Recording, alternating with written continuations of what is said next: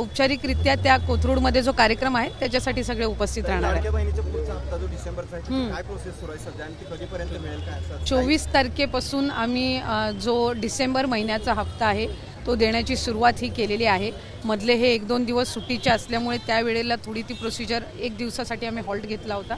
आजपासून पुन्हा एकदा साधारणपणे पुढच्या 3-4 दिवसाच्या कालावधीमध्ये ज्या काही लाभार्थी आहेत लाडक्या बहीण योजनेच्या त्यांच्या खात्यामध्ये थेट जो लाभ आहे डिसेंबर महिन्याचा हा पोहोचवण्यात येत आहे। त्याचबरोबर जर आपण बघितलं तर लाडक्या बहिणीचा हप्ता सुरुवात झाली तर दुसरीकडे शिक्षकांचे जे पगार आहेत यामुळे 2 ते 4 दिवस किंवा उशिरा होण्याची शक्यता वर्तवली जाते, कारण रात्री उशिरा हा पूर्ण जो पैसा आहे तो लाडक्या बहिणीसाठी वर्ग करण्यात आला अशी शक्यता आहे। त्यामुळे सगळे शिक्षक ही अतिशय चुकीची माहिती ही तुम्हाला मिळालेली आहे। नागपूरच्या अधिवेशनाच्या वेळेलाच जर आपण सगळ्यांनी माहिती घेतली असेल तर त्या वेळेलाच जो डिसेंबर महिन्याचा हप्त्याचा निधी आहे 1400 कोटीचा हा विभागाला प्राप्त झालेला आहे आणि याला साधारणपणे आता 10 ते 15 दिवस झालेले आहेत। त्याच्यामुळे दुसऱ्या कुठल्याही विभागाचा निधी हा महिला व बालविकास विभागाला लाडक्या बहीण योजनेला देण्यात आलेला नाही आहे। हा साधारणपणे दर महिन्याच्या हप्त्यासाठीचा जो निधी आहे हा 10 दिवसापूर्वी आम्हाला प्राप्त झाला आणि आचारसंहितेच्या कालावधीमध्ये 1-1.5 महिन्याच्या कालावधीमध्ये जो लाडक्या बहिणीचा हप्ता आचारसंहितेमुळे स्थगित होता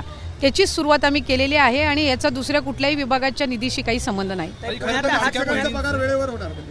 निश्चितपणाने त्या विभागाच्या जे मंत्री आहेत ते त्या संदर्भातली दक्षता ही घेत असतात आणि मला वाटते की कुठल्याही एका योजनेचा दुसऱ्या कुठल्याही योजनेच्या एकंदर निधीवर काही परिणाम होत नसतो। काही लाडक्या बहिणींना जे हप्ते दिले जात आहेत खरं तर ज्या महिलांना हप्ते दिले जातात त्या महिलांचे हात कुठेतरी सरकार त्यांच्यातून कुठेतरी श्रम किंवा काम त्यांना संधी देणार आहे का फक्त हप्तेच देत राहणार आहेत?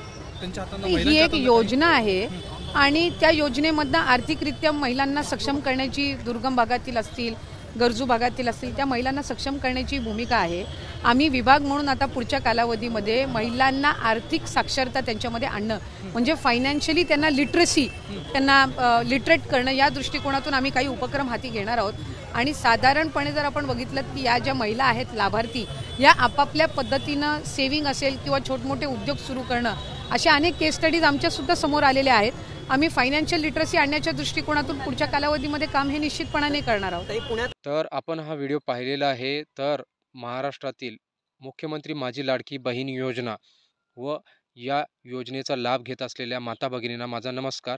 प्रथम तर आपण हा व्हिडिओ पाहिलेला आहे तर महाराष्ट्र राज्याच्या महिला व बाल विकास मंत्री महाराष्ट्र राज्य आदिती तटकरे यांनी आपल्याला लाडक्या बहीण योजनेबद्दल थोडक्यात माहिती दिलेली आहे। ते काय म्हणाल्या तर आपण थोडक्यात जाणून घेऊयात। तर त्या म्हणाल्या की या योजनेला कसलाही खंड पडणार नाही आणि 2 दिवस स्टे घेण्यात आला होता आणि कसलेच पैसे लाडक्या बहिणीच्या खात्यामध्ये वर्ग करण्यात आले नव्हते। त्यामुळे हे स्टे कशामुळे तर काही तांत्रिक कारणामुळे हा स्टे घेण्यात आला होता। ते त्यांनी स्पष्ट केले नसले तरी आपल्याला याबद्दलची माहिती थोडक्यात मिळालेली आहे आणि यामध्ये आता आजपासून 28, 29, 30, 31 अशा 4 दिवस ज्यांच्या खात्यावर अद्याप पैसे पडले नाहीत या 4 दिवसामध्ये त्यांच्या खात्यामध्ये हे पैसे ट्रान्सफर होणार आहेत।